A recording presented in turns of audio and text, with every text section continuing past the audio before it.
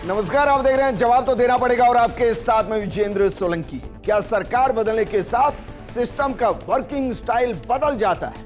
अक्सर इसका जवाब हां में आता है। और वर्तमान में क्या वाकई जीरो टॉलरेंस की नीति के साथ जो भजनलाल सरकार आगे बढ़ रही है, क्या एसओजी पेपर लीक गिरोह को जड़ से मिटाने की इसके बाद शपथ खा चुका है? एक के बाद एक पेपर लीक के आरोपी सलाखों में पहुंचाए जा रहे हैं। 3 और गिरफ्तारियां हुई हैं। 2 को हैदराबाद से पकड़ा गया और 1 को जोधपुर से। इनमें से कहा जा रहा है कि एक मास्टरमाइंड, एक पेपर लीक करने का होलसेल डीलर और एक डमी कैंडिडेट। लेकिन क्या इस कड़ी का अंतिम छोर अभी बाकी है? आज बात इसी मुद्दे पर कि क्या इस बार कह दिया जाए कि पेपर लीक गिरोह को जड़ से मिटा दिया जाएगा या फिर पेपर लीक में किसका अंतिम लिंक है, ये अबूझ पहेली ही बनी रहेगी। क्योंकि ये मामला एक अपराध का नहीं बल्कि लाखों बच्चों के भविष्य से खिलवाड़ का है और लाखों परिवारों के सपनों के टूटने का। ओपी ढाका एक होलसेलर की भूमिका में है कि थोक की संख्या में कैंडिडेट उपलब्ध कराना, उनको पेपर उपलब्ध बेचना, तो दोनों ही तरह की गतिविधियों में काफी लंबे समय से सक्रिय रहा है।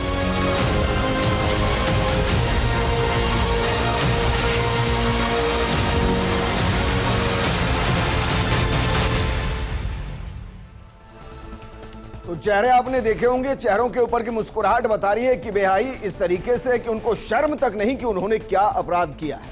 लेकिन जिस तरीके से बड़ी कार्रवाई की गई, ओम प्रकाश ढाका और सुनील बेनीवाल हैदराबाद से गिरफ्तार किए गए। वहीं फरार चल रही महिला टीचर छम्मी बिश्नोई जोधपुर से गिरफ्तार की गई। ओम प्रकाश ढाका पर कितने हजार का इनाम था? ओम प्रकाश ढाका पर 75,000 रुपए का इनाम था। इनाम को कई बार बढ़ाया गया क्योंकि वो पुलिस की गिरफ्त में नहीं आ रहा था, एसओजी की गिरफ्त में नहीं आ रहा था। इनाम की राशि को बढ़ा दिया गया। वहीं छम्मी बिश्नोई पर 70,000 रुपए का इनाम था और जो तीसरा है सुनील बेनीवाल, उस पर 25,000 रुपए का इनाम था। ओम प्रकाश ढाका पेपर लीक कराने की मुख्य कड़ी था। ओम प्रकाश ढाका होलसेलर के तौर पर सक्रिय रहा, जबकि छम्मी बिश्नोई काफी परीक्षाओं में डमी कैंडिडेट बैठी है। यानी कि ना जाने कितनी ऐसी परीक्षाएं होंगी और कितने ऐसे स्टूडेंट होंगे जो इस वक्त सरकारी नौकरी कर रहे होंगे, लेकिन उनकी परीक्षा छम्मी बिश्नोई ने दी होगी। सुनील की भूमिका इसमें कम है, लेकिन उसने पेपर लीक कर पढ़ाया है बच्चों को। एसओजी ने तीनों आरोपियों को बाकायदा कोर्ट में पेश किया और 7 जुलाई तक रिमांड पर ले लिया गया है। लेकिन क्या इनकी गिरफ्तारी के बाद जो और कड़ियां बाकी हैं उन तक एसओजी पहुंच पाएगी? इस मुद्दे पर बात करने के लिए हमारे साथ मौजूद हैं कांग्रेस प्रवक्ता राजकुमार शर्मा जी, हमारे साथ मौजूद हैं बीजेपी प्रवक्ता शैलेंद्र गुर्जर जी, रिटायर्ड पुलिस अधिकारी राजेंद्र सिंह शेखावत जी हमारे साथ मौजूद हैं। शैलेंद्र जी, शुरुआत आपके साथ।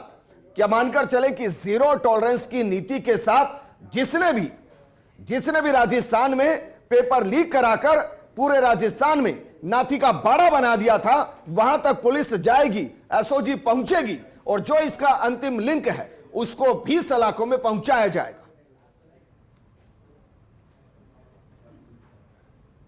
चुनावों में वादा किया था युवाओं को न्याय दिलाने का, युवाओं के जो भविष्य है उसको बर्बाद ना होने का। उसी कड़ी में आपने देखा जैसे ही भारतीय जनता पार्टी की सरकार बनी, माननीय भजनलाल शर्मा जी ने एसआईटी का गठन किया और एसआईटी ने ताबड़तोड़ कार्रवाइयां करते हुए 6 महीने में 27 से अधिक प्रकरण दर्ज किए, 100 से अधिक अपराधियों को उन्होंने गिरफ्तार कर लिया है, जिस हिसाब से अभी आपने बताया। और ये कड़ी से कड़ी जुड़ती जा रही है। जो अपराधी 3-3, 4-4 साल से फरार चल रहे थे, जो पकड़ में नहीं आ रहे थे, उन फरार अपराधियों को पकड़ने का काम एसआईटी ने किया है। मैं साधुवाद और धन्यवाद देना चाहता हूं एसआईटी के जो प्रमुख हैं वीके सिंह जी को, जिन्होंने बहुत अच्छी तरीके से 6 महीने में कड़ी से कड़ी मिलाते हुए 100 से अधिक अपराधियों को पकड़ लिया। लेकिन अभी और भी खुलासे होने बाकी हैं जैसे जैसे कड़ियां आगे बढ़ेगी, क्योंकि भारतीय जनता पार्टी की माननीय भजनलाल सरकार चाहती है कि पेपर लीक माफिया को सदा के लिए समाप्त कर दिया जाए राजस्थान से। हम प्रतिबद्ध हैं, कटिबद्ध हैं युवाओं को न्याय दिलाने के लिए। और आपने देखा होगा कि किस तरह से आरपीएससी के जो परीक्षाएं, भर्ती परीक्षाएं हुई, उसमें पेपर लीक हुआ ना पेपर लीक हुआ, ना डमी कैंडिडेट कोई बैठा, ना कोई फर्जीवाड़ा हुआ। तो आप देख सकते हैं कि जो कार्रवाइयां की जा रही हैं वो कहीं ना कहीं डर भी पैदा कर रही है कि यहां से राजस्थान से छोड़ के सारे भाग रहे हैं। चलिए सर, वापस मैं आपके पास आऊंगा, क्योंकि क्या होता है जब कार्रवाइयां हो रही होती हैं तो हौसले बुलंद होते हैं, लेकिन जब भगवान न करे कोई पेपर लीक हो गया तो कितने और तार जोड़ेंगे ये बता पाना मुश्किल होगा। लेकिन राजेंद्र सिंह शेखावत जी, सर पहला सवाल तो क्या वाकई में सरकार बदलने के साथ, सरकार की पॉलिसी बदलने के साथ, सरकार के एजेंडे बदलने के साथ क्या सिस्टम का वर्किंग स्टाइल बदलता है? ये बात आप सही कह रहे हो कि पिछले 5 साल से हम देख रहे हैं कि राजस्थान में जो युवा अपने घर वालों की खून पसीने की जो मेहनत थी उस कमाई को लगाकर परीक्षाओं की तैयारी कर रहा था, और एक के बाद एक लगातार 19 पेपर लीक हुए और लाखों हमारे जो युवा साथी थे उनका भविष्य बर्बाद हुआ। और वो लोग मांग ही करते रहे कि साहब इन पेपर लीक करने की घटनाओं को रोकें। पर जब सरकार की इच्छा शक्ति मजबूत होती है जी, तो निश्चित रूप से ये होता है कि जो नीचे का महकमा होता है, पुलिस का महकमा, उसको सरकार की इच्छा शक्ति भांप लेता है महकमा, और जो ही वो ये भांपता है तो आपने देखा कि कैसे कार्रवाई हुई। 27 तो केस दर्ज हो गए, 108 लोग गिरफ्तार हो गए, और अब लगातार एक से एक कड़ी जुड़ती जा रही है। अभी आपने देखा ओम प्रकाश ढाका, ये आप देखिए कि इसके हौसले कितने बुलंद थे कि ये 4 दिसंबर को रतन देवासी जो रानीवाड़ा से कांग्रेस के एमएलए थे, उनके जो विजय जुलूस था उसमें भी शामिल था जी। तो सोशल मीडिया पे अपनी काफ़ी पोस्टें डाल रहा था, पर लोग जो पुलिस थी वो इसको गिरफ्तार करना नहीं चाह रही थी जी। उसका कारण मुझे ये लगता है कि इनको राजनीतिक संरक्षण था। अब ये बातें एक्सपोज हो रही है लगातार, और कई रैलियों में, कई मंचों पर बड़े जो नेता थे कांग्रेस के, उनके साथ भी इसने मंच साझा किया। इस तरह की खबरें आज ही पढ़ी है हमने अखबारों के लेकिन अंदर। आप तो फिर ये कह रहे हैं ना कि भाई इसमें अभी जिसको हम अंतिम लिंक कह रहे हैं वो बहुत बड़ा हो सकता है, वहां तक पहुंचने की जरूरत है। ये तो देखो, अब एसओजी है, जिस स्पीड से कार्य कर रही है, जिस स्पीड से सरकार की इच्छा शक्ति है, तो निश्चित रूप से कड़ी से कड़ी जुड़ेगी। और इसमें जो लास्ट जो मेन सरगना है, जिन लोगों ने इनको प्रोटेक्शन दिया है, जिन लोगों ने इनको रिसोर्सेज उपलब्ध कराए हैं, उन लोगों तक ये निश्चित रूप से पहुंचना चाहिए। ठीक है, और राजकुमार शर्मा जी जरा बताइए भाई क्या है ये? आपकी सरकारों के अंदर न हर महीने एक पेपर लीक हुआ, जांच कमेटियां बनती रही, कोई पकड़ा नहीं गया, अब धड़ाधड़ वो पकड़े जा रहे हैं और खुलासे हो रहे हैं। और जिस तरीके से बता भी रहे हैं हमारे साथ जो राजेंद्र सिंह है, वो बता भी रहे हैं कि कैसे आपके ही विजय जुलूस के अंदर ढाका नजर आता था। कहीं डर तो नहीं लग रहा है कि ऐसा ना हो कि बड़े बड़े नेता, या हम तो सीधा नहीं कहेंगे, लेकिन जो भी इसमें जुड़े हैं उन तक आंच पहुंचती कांग्रेस तक ना पहुंच जाए? विजेंद्र जी, जांच होनी चाहिए। पेपर लीक वाली घटना हमने कांग्रेस पार्टी ने पहले भी कहा बहुत दुर्भाग्यपूर्ण घटना है। हिंदुस्तान के, राजस्थान के युवाओं के साथ छलावा हुआ है। नीट के मामले में पूरे हिंदुस्तान में हुआ, और जो जांचें चल रही है अभी, जो कांग्रेस पार्टी ने जो कड़ी से कड़ी जोड़ के जांचें चालू की थी वो लगातार जारी है, और वर्तमान जो भारतीय जनता पार्टी की सरकार है वो भी उसको आगे बढ़ा रही है। ये स्वागत योग्य कदम है। कांग्रेस पार्टी का स्पष्ट स्टैंड है कि पेपर लीक वाले मामले के अंदर अपराधी कोई भी हो, छोटा हो बड़ा हो, किसी भी राजनीतिक दल का हो, अध्यापक हो, कोचिंग वाला हो, पकड़ा जाना चाहिए। युवाओं के साथ जिन्होंने भी अन्याय किया है उनका स्थान जेल के अंदर है। आप देख रहे हैं विजेंद्र जी, कानून नाम का डर नहीं है। जो कह रहे हैं राजेंद्र जी कि भाई आपके विजय जुलूस के अंदर ढाका नजर आ रहा था, क्या ये सच है? इस बात की जानकारी नहीं, अखबारों में पढ़ा है कि वो विजय जुलूस में गया था। विजय जुलूस में हजारों लोग आते हैं, वो उनकी मानसिकता हो सकता है कांग्रेस पार्टी से जुड़ी हुई हो। कांग्रेस पार्टी इस बात का हाँ या ना नहीं करती है। पेपर लीक के होलसेल डीलर की मानसिकता कांग्रेस से जुड़ी हो सकती है, आप ये कह रहे हैं?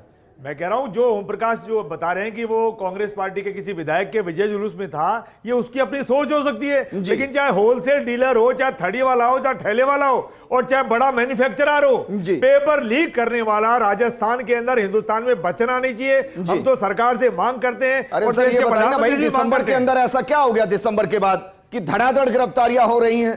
पेपर लीक सरकारी तो बदली है सर, कोई अधिकारी थोड़ी ना बदल गए हैं, एसओजी थोड़ी ना बदल गई, एसआईटी थोड़ी ना बदल गई, सिस्टम तो वही है ना सर। सिर्फ उसको रूल करने वाला, उसको निर्देश देने वाला चेहरा ही तो बदला है। विजेंद्र जी, आरपीएससी के मेंबर को हमने ही हटाया था, हमने ही जेल भेजा था और आज वो जेल में है और अभी भी वो कागजों के अंदर आरपीएससी के मेंबर है। जी। सरकार की जिम्मेदारी बनती है, गवर्नर साहब को लिखे, राष्ट्रपति साहब को लिखे, कोई ना कोई तो रास्ता निकालें, आरपीएससी को भंग करें, चेंज करें, कुछ करें। लेकिन भारतीय जनता पार्टी की आवाम लीपापोती करना चाह रही है। लेकिन मैं पॉलिटिकल बयान से ऊपर उठ के कहना चाह रहा हूं कि पुलिस को धन्यवाद है, पुलिस को आप आगे भी धन्यवाद मिलता रहेगा। पेपर लीक करने वाला व्यक्ति कोई भी हो, मैं बार बार रिपीट कर रहा हूं, कोई भी हो, किसी भी राजनीतिक दल से जुड़ा हुआ हो, चाहे कोचिंग वाला हो, चाहे कोई और हो, पकड़ा जाना चाहिए। युवाओं के साथ ये तमाशा, ये मजाक नहीं होना चाहिए। सर विपक्ष में और क्या कह सकते हैं? ये थोड़ी ना कहेंगे कि भाई ढाका हमारे विजय जुलूस में था, उसको मत पकड़िएगा। ये थोड़ी ना कहेंगे कि चम्बी को जोधपुर से मत पकड़िएगा, और ना जाने कितनी बार डम्बी कैंडिडेट है, क्या पता हमसे कनेक्शन हो। भाई जिन पर गिरफ्तारी होगी और ऑप्शन है। मैं ये कह रहा हूं कि जब आपकी सरकार के दौरान इतने ज्यादा पेपर लीक हो रहे थे, तो जो कार्रवाइयां अब दिखाई दे रही हैं, उस वक्त दिखाई क्यों नहीं दे रही थी? कार्रवाइयां तो मैंने कहा ना पहले भी हो रही थी। मैंने अभी 2 मिनट पहले कहा आपको कि हमने आरपीएससी मेंबर को पकड़ा है। भारतीय जनता पार्टी ने आरपीएससी पे छापा नहीं डाला अभी तक, और किसी बड़े आदमी को, छोटे आदमी को पकड़ा नहीं है। जैसा कि ये बार बार बयान दे रहे थे कि पाताल से भी ढूंढ के लाएंगे। अब विजेंद्र जी एक बात बताओ, हेलीकॉप्टर में घूम रहे हैं, पाताल कैसे पकड़ में आएगा? जी शैलेंद्र जी जरा बताइए, क्योंकि राजकुमार जी कह रहे हैं कि भाई अगर कांग्रेस से भी तार जोड़ रहे हैं तो जोड़िए ना, पकड़िए जो भी इसमें है। इसमें कोताही नहीं बरतनी चाहिए, चाहे वो कितना ही पावर में हो, चाहे वो कोई हो। अगर कोई इसका मुख्य मास्टरमाइंड है तो उसको पकड़कर प्रदेश के सामने लाइए, उन बेरोजगारों के सामने लाइए जिनके सपनों को तोड़ा गया है।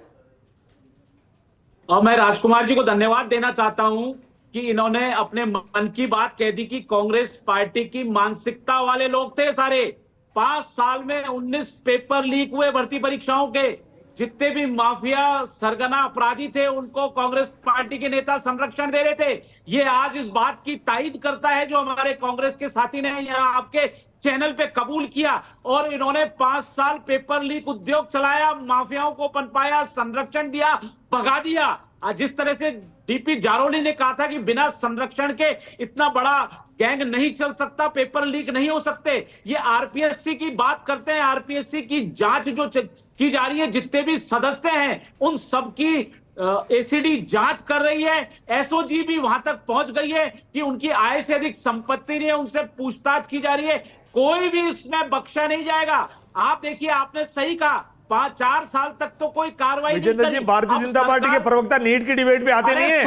भारतीय जनता पार्टी ने मना कर रखा है कि जो नीट में चीट कर रहे हैं वहां भारतीय जनता पार्टी का प्रवक्ता जाएगा नहीं।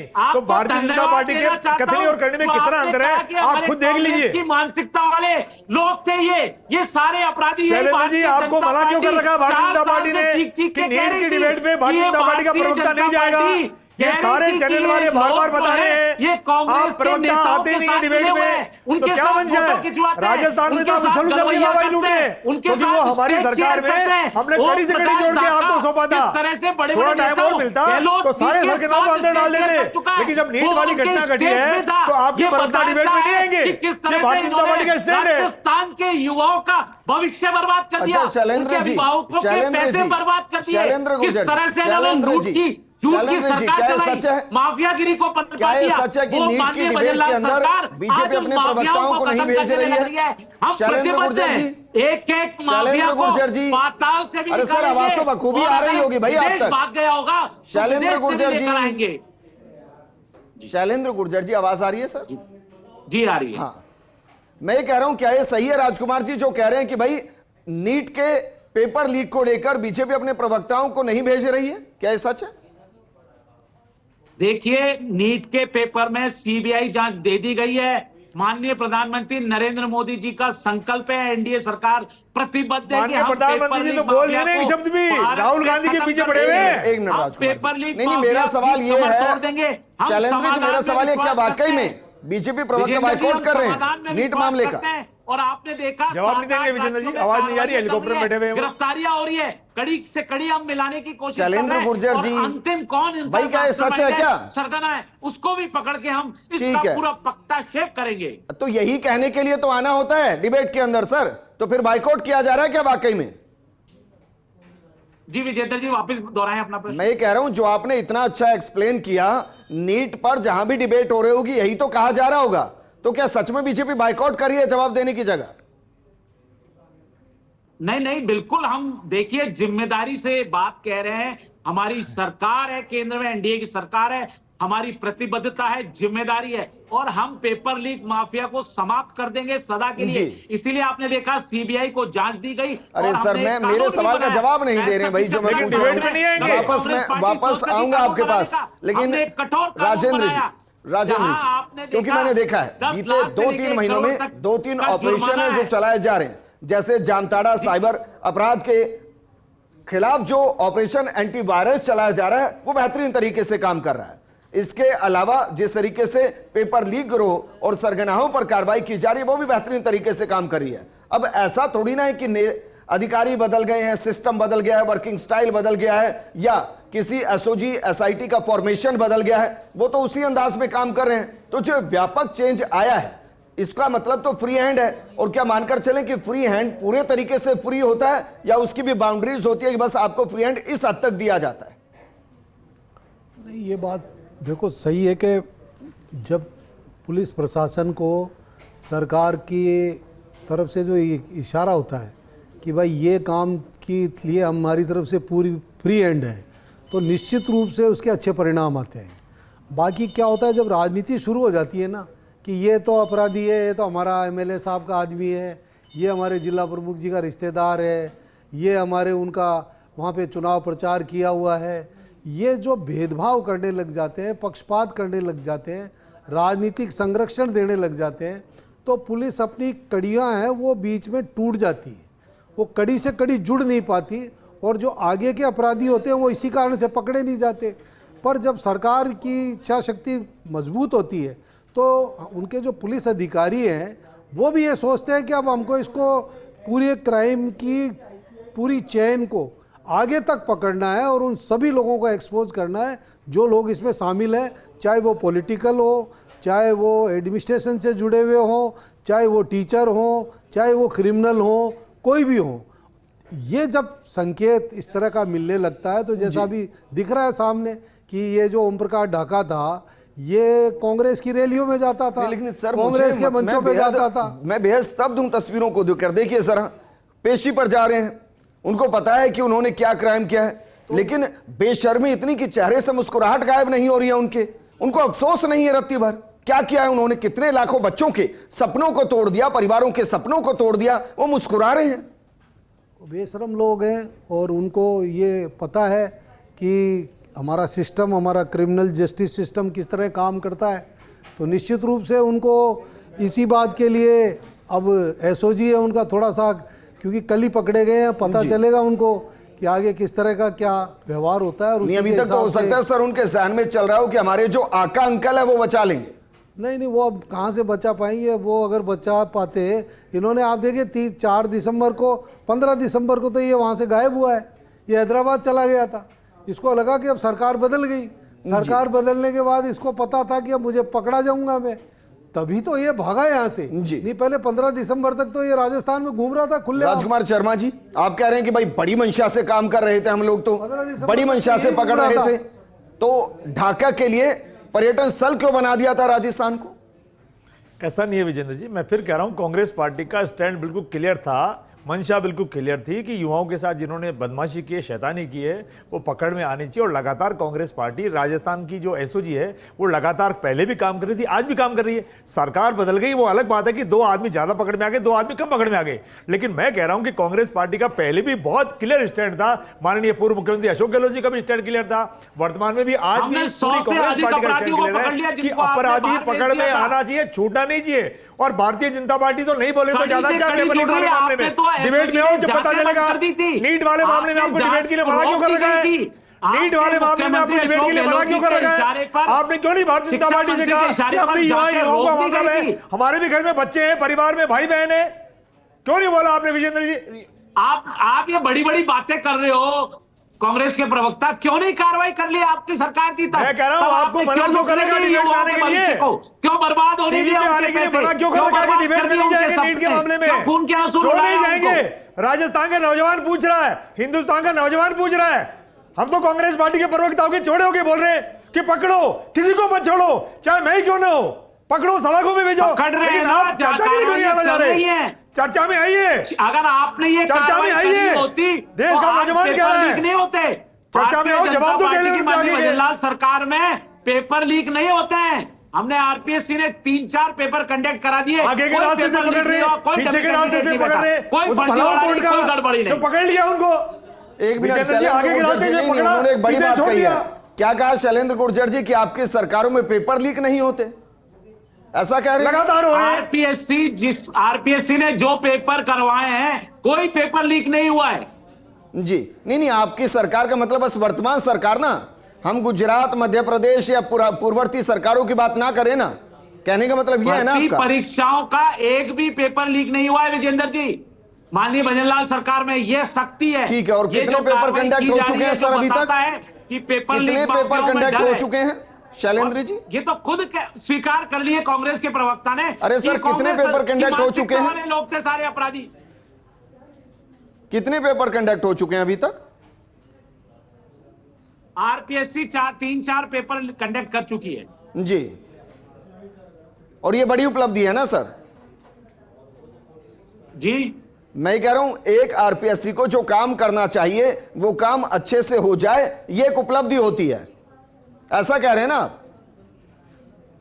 मेरा कहने का यह है कि माननीय भजनलाल सरकार आने के बाद जी राजस्थान पब्लिक सर्विस कमीशन ने 3-4 भर्ती परीक्षाओं के पेपर कराए जी। चाहे आप लाइब्रेरियन देख लीजिए, टेक्नीशियन देख लीजिए, कॉलेज लेक्चरर की देख लीजिए, एक में भी पेपर लीक नहीं हुआ, कोई गड़बड़ी नहीं हुई, कोई डमी कैंडिडेट। ये सिस्टम होता है, यही अधिकारी थे, यही लोकल प्रशासन था, उन सब ने चाक चौबंद होकर किस तरह से परीक्षाएं कराई ताकि युवाओं का भविष्य खराब नहीं हो, उनका विश्वास कायम किया। हम कोशिश कर रहे हैं कि न्याय मिले।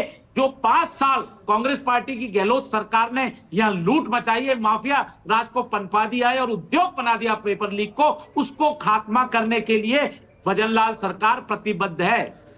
तो सर ये बताइए, क्योंकि अभी 4.5 साल के आसपास हैं सरकार के पास, हम मानकर चलें जिन्हें बड़ी मछली कहा जाता है या जिनके इर्द गिर्द आपकी ही जुबान के मुताबिक जो इन माफियाओं को पनपाते हैं, उनमें से किसी को पकड़कर सलाखों में डाल दिया जाएगा? बिल्कुल जांच जारी है विजेंद्र जी। अगर बड़े मगरमच्छ भी इसमें अगर फंसते हैं तो उनको भी पकड़कर कानूनी रूप से अरेस्ट कर अदालत के सामने पेश किया जाएगा। राजेंद्र जी, देखिए क्या है कि राजनीति में हमने बहुत कुछ देखा है। आपको लगता है कि जैसे ही राजनेताओं से जुड़ने लगेंगे, अगर जुड़ते हैं तो फिर वहां से एक अलग तरीके से कार्रवाई शुरू होती है, और जब तक अपराधी पकड़े जा रहे हैं तब तक तो किसी को समस्या ही नहीं है। ऐसा नहीं है विजेंद्र जी, ये क्या है कि अब ये क्या चैन पकड़ में आ गई पूरी, अब वो धीरे धीरे आगे बढ़ेंगे। अब इसमें जो भी कोई होगा पकड़ा जाएगा, ऐसा कोई, पुलिस को एक बात है फ्री हैंड मिल जाता है ना।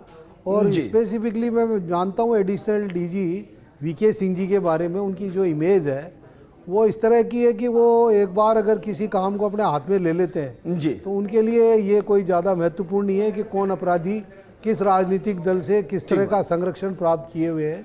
तो ये चलिए, शुक्रिया सर हमारे साथ जुड़ने के लिए। राजकुमार जी आपका भी शुक्रिया, और शैलेंद्र जी आपका भी शुक्रिया। अगर हम मान लें राजेंद्र जी जो कह रहे हैं वो ये कह रहे हैं कि एक स्वेटर का एक धागा हाथ में आ गया है, अब उसको एसओजी एसआईटी खींचते हुए उस अंतिम गांठ तक ले जाएगी जहां से इस पूरे स्वेटर को, करप्शन के स्वेटर को, इस पेपर लीक गिरोह के स्वेटर को बुना गया था। क्या वाकई में जल्द किया जाएगा? क्योंकि अगर एक भी बच गया, मैं कह रहा हूं अगर एक भी बच गया तो ये रक्त बीज की तरह है, वापस फैलेंगे। इनको जड़ से मिटाने की जरूरत है ताकि बच्चे निडर होकर बिना शंका के एग्जाम दे सके, और जब परिणाम आए तो उनको एहसास हो कि हां, जो परिणाम आया वो निष्पक्ष है और उनने जितनी मेहनत की उसके हिसाब से है। नमस्कार।